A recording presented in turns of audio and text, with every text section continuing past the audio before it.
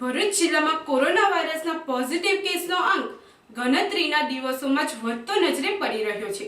ભરૂચ જિલ્લામાં છેલ્લા એક મહિનામાં કોરોના વાયરસના સરેરાશ 10 થી 12 જેટલા પોઝિટિવ કેસ નોંધાયા છે। અનલોક 1 માં લોકલ ટ્રાન્સમિશનની શક્યતા વર્તાઈ રહી છે, ત્યારે અંકલેશ્વરની કોવિડ જયાબેન મોદી હોસ્પિટલ બાદ ઈએસઆઈસી હોસ્પિટલને પણ કોવિડ હોસ્પિટલ જાહેર કરાઈ છે। ભરૂચ જિલ્લામાં કોરોના વાયરસના પોઝિટિવ કેસનો આંક 2 સેન્ચુરી વટાવી ચૂક્યો છે, ત્યારે અંકલેશ્વરની ઈએસઆઈસી હોસ્પિટલને 100 બેડની કોવિડ-19 હોસ્પિટલ તકેદારીના ભાગરૂપે જાહેર કરવામાં આવી છે। ભારત સરકાર અને રાજ્ય સરકારની માર્ગદર્શિકા હેઠળ અંકલેશ્વરની ઈએસઆઈસી હોસ્પિટલમાં કોરોના સંક્રમિત દર્દીઓને સારવાર અપાશે। પીપીઈ કિટ સહિત અન્ય આરોગ્યલક્ષી સુવિધા પ્રાપ્ત કર્યા બાદ કોરોના સંક્રમિત દર્દીઓને સારવાર માટે ઈએસઆઈસી હોસ્પિટલમાં લવાશે। નોંધવું ઘટે કે અગાઉ માર્ચ મહિનામાં જ્યારે કોરોનાએ ગુજરાતમાં પગપેસારો કર્યો હતો, ત્યારે સૌપ્રથમ અંકલેશ્વરની ઈએસઆઈસી હોસ્પિટલને જ કોવિડ-19 હોસ્પિટલમાં તબદીલ કરવાની હિલચાલ તંત્ર દ્વારા કરવામાં આવી હતી।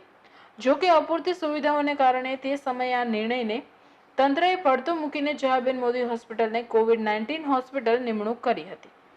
જો કે જિલ્લામાં વધતા કોરોના પોઝિટિવના કેસના પગલે ઈએસઆઈસી હોસ્પિટલને જાહેર કરાઈ છે, પરંતુ હજુ પણ તંત્ર માટે એક મૂંઝવણ છે કે ઈએસઆઈસીના લાભાર્થીઓ સારવાર માટે ક્યાં જશે। અંકલેશ્વર ઈએસઆઈસી હોસ્પિટલના સુપ્રિન્ટેન્ડન્ટ ડોક્ટર પવનકુમાર મીડિયા સાથેની વાતચીતમાં જણાવ્યું હતું કે અગાઉ જ આ હોસ્પિટલને કોવિડ-19માં તબદીલ કરવાની તૈયારી કરવામાં આવી હતી। અમે દરેક રીતે કોવિડ દર્દીઓની સારવાર માટે તૈયાર છીએ, પરંતુ હજી હોસ્પિટલમાં આઈસીયુનું સેટઅપ બાકી છે, તેમજ એક્સરે મશીન નથી, મેન પાવર ઓછો છે, લેબ પણ ફૂલ ટાઈમ કાર્યરત નથી, જે બાબતોની દુવિધા છે, પરંતુ સરકારની ગાઈડલાઈન મુજબ તેમની ટીમ કોવિડ દર્દીઓની સેવા માટે તૈયાર હોવાનું તેઓએ જણાવ્યું હતું। વધુમાં હોસ્પિટલ સેન્ટ્રલ એસી છે, તેથી પણ કોવિડ દર્દીઓની સારવારમાં મુશ્કેલ બની શકે છે, તે અંગે પણ તેઓએ ચિંતા વ્યક્ત કરી હતી અને હજી સુધી ઈએસઆઈસીના લાભાર્થી દર્દીઓની સારવાર કઈ હોસ્પિટલમાં કરવી તે અંગે કોઈ સૂચના મળી ન હોવાનું પણ તેઓએ જણાવ્યું હતું। मैं doctor Akhauri Praveen Kumar, medical superintendent Ankleshwar. मुझे अभी जैसा कोविड के सिचुएशन के हिसाब से जो पता चल रहा है, तो ऑलरेडी मैं भरूच की जनता को या अंकलेश्वर में अपने जितने ईएसआई बेनिफिशियरी हैं, क्योंकि ये डेडिकेटेड ईएसआई हॉस्पिटल है, डेडिकेटेड कोविड भी हो गया है, तो इसके हिसाब से मैं यही बताना चाह रहा हूँ सभी जनता को कि हम लोगों का हॉस्पिटल ऑलरेडी डिस्ट्रिक्ट कलेक्टर ने इसको अपने अंदर में कंटेन कर लिया है। ये हॉस्पिटल ऑलरेडी कोविड के लिए आइडेंटिफाइड है, डेडिकेटेड हो चुका है। लेकिन चूंकि हमारे यहाँ केसेस नहीं बढ़ रहे थे विगत 1 महीने तक, 1.5 महीने तक, पिछले कुछ दिनों तक, तो फिर डिस्ट्रिक्ट कलेक्टर साहब ने 6 जून को हमें ये नोटिफिकेशन दिया कि अब आप लोग अपना ओपीडी या नॉर्मल एक्टिविटी शुरू कर सकते हैं, इमरजेंसी पेशेंट भी एडमिट कर सकते हैं। तो हम लोगों ने वो कार्यक्रम शुरू कर दिया। अपने पेशेंट को हम लोग देख रहे हैं, अपना ओपीडी देख रहे हैं। करीब 150 से 200 की ओपीडी है। 15 से 20 मरीज जो सीरियस हैं उन्हीं को रख रहे हैं, जो नहीं हैं उनको नहीं रख रहे हैं। तो ईएसआईसी के जो पेशेंट हैं, यहाँ 40,000 से भी ज़्यादा ईएसआईसी कार्ड होल्डर्स हैं, बल्कि शायद 55 या 60,000 हैं, आई थिंक 60,000 के आसपास हैं कार्ड होल्डर्स, और उनकी फैमिली। तो उन सभी को यहाँ से ही इलाज मिलता है।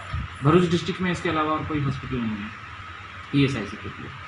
तो हम लोग उनको सेवा दे रहे हैं, और कोविड के लिए भी हमारा कमिटमेंट है। वो जैसा भी राज्य सरकार का आदेश होगा या जैसा भी कलेक्टर महोदय बोलेंगे हम लोगों को, वैसे ही हम लोग करेंगे। उन्होंने यही कहा था कि आपको 3 दिन पहले हम लोग इंटीमेट कर देंगे कि यदि आपको हॉस्पिटल में कोविड मरीजों को हमको रखना होगा तो हम लोगों ने बोला ठीक है भाई, हम लोग 3 दिन में जब आप दीजिएगा तो हम लोग अपनी ईएसआईसी मरीजों को यहाँ से फिर हम लोग मना कर देंगे, उनको नहीं देखेंगे, फिर कोविड के लिए डेडिकेटेड हो जाएगा। तो ये अभी तक कोई हमारे पास डिस्ट्रिक्ट कलेक्टर साहब का तो कोई भी इंफॉर्मेशन नहीं आया है, लेकिन आज एक मीडिया के माध्यम से मुझे पता चल रहा है कि राज्य सरकार ने हमारे हॉस्पिटल को फिर से आइडेंटिफाई किया है कोविड के लिए। तो मैं ये बताना चाह रहा हूँ, मेरा हॉस्पिटल ऑलरेडी आइडेंटिफाइड ही है और ज़रूरत पड़ने पर इसे इस्तेमाल भी किया जाएगा।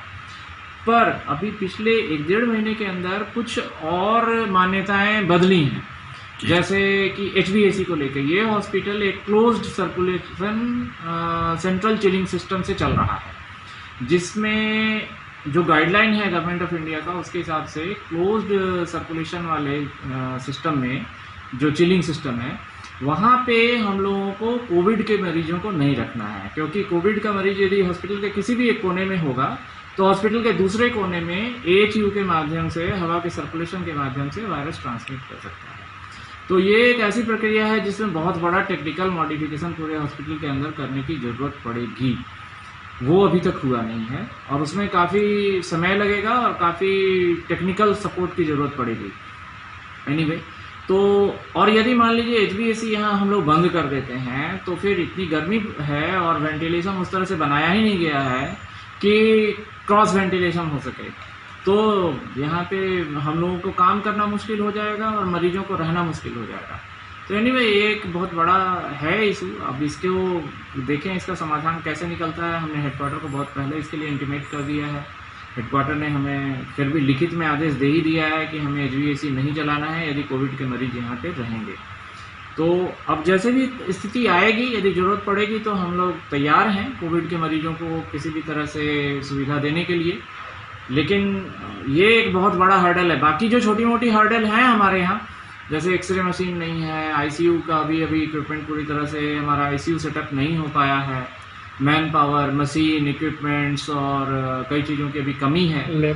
तो लैब भी हमारा 24 आवर नहीं चल रहा है, 9 to 4 ही चल रहा है। लैब में डेडिकेटेड स्टाफ नहीं है। तो इन सभी चीज़ों का कमी है होने के बावजूद भी ये सब चीज़ों को तो रेक्टिफाई किया जा सकता है। जैसे मान लीजिए स्टाफ को तो कहीं से भी इधर मैनेज किया जा सकता है, वेंटिलेटर्स यहाँ लगाए जा सकते हैं, एक्सरे मशीन लगाए जा सकते हैं। ये 2-4-10 दिन की बात हो सकती है।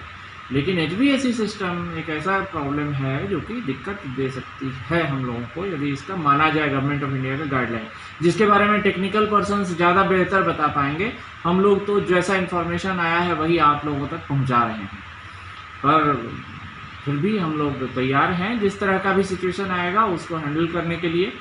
और आप लोगों को धन्यवाद। यदि ये सब हम सर, ESIC के जो पेशेंट है वो उसकी ट्रीटमेंट फिर कैसे चलेगी कोविड होने के मुझे बाद? यही सबसे बड़ी चिंता लग रही है। मैंने आपको पहले ही बताया कि 60,000 प्लस फैमिली है, जिसको पहली बार जब हमारे हॉस्पिटल को लिया गया था तो जयाबेन को दे दिया गया था परमिशन कि हमारे ESIC के पेशेंट को वो देखें। अभी भरूच और अंकलेश्वर जिले में कोई ऐसा हॉस्पिटल नहीं है जहाँ ESIC के पेशेंट को देखा जा सकेगा। तो हमारे ESIC के मरीज जिनके कंट्रीब्यूशन से ये हॉस्पिटल खड़ा है, उनका अपना खून मेहनत का पसीने के पैसे से ही ये हॉस्पिटल बना है। हम लोगों की सैलरी उन्हीं के पसीने से मिल रही है, लेकिन उन्हीं को हम लोग सेवा नहीं दे पाएंगे। ये एक बहुत बड़ा चिंता का बात है। तो गवर्नमेंट ने कोई मेरे ख्याल से राज्य सरकार और डिस्ट्रिक्ट कलेक्टर महोदय कुछ ना कुछ सोचेंगे कि ESI के मरीजों को कहाँ इलाज दिया जा सकता है, कैसे दिया जा सकता है। पिछली बार मीटिंग में जो बात हुई थी ESIC के पेशेंट को लेकर, उसके बाद कुछ गवर्नमेंट ने डिसाइड किया? देखिए, कुछ किया भी होगा तो मुझे कम्युनिकेट नहीं हुआ है।